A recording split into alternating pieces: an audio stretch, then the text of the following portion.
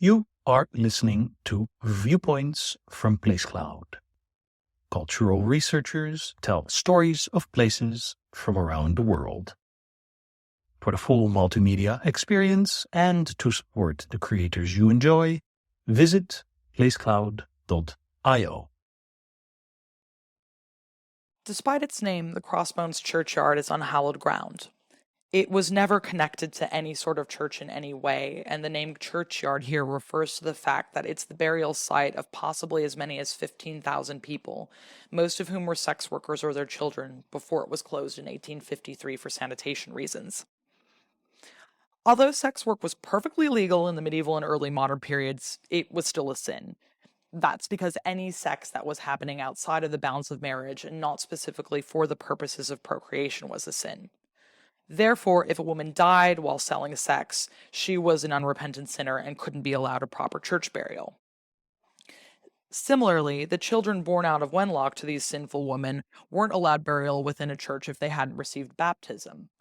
That could be extremely tricky if a child died very close to their time of birth and impossible if they were stillborn, hence their inclusion here.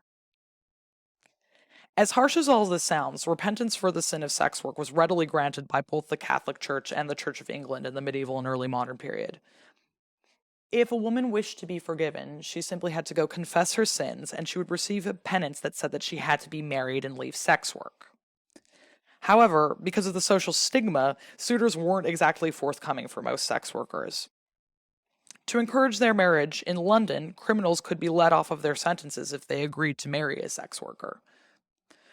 Women who weren't looking to marry a criminal usually didn't have much of a choice, however. And because most trades were closed to women at the time, sex work was one of the only options for single women who needed to support themselves, hence the large number of burials in this area.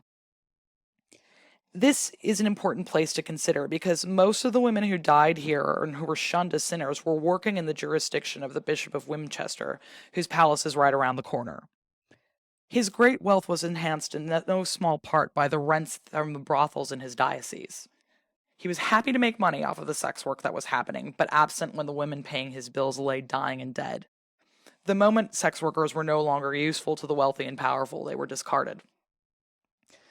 Today, this churchyard still exists thanks to the intervention of the Friends of Crossbones campaign, who are working to have the gates designated as a memorial and to create a garden of remembrance for all those buried within.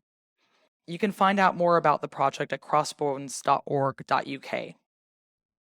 This is an important place in London history, and for us now to consider, we should think about how we treat people within our society who are inconvenieting and embarrassing, but absolutely deserve dignity and respect all the same.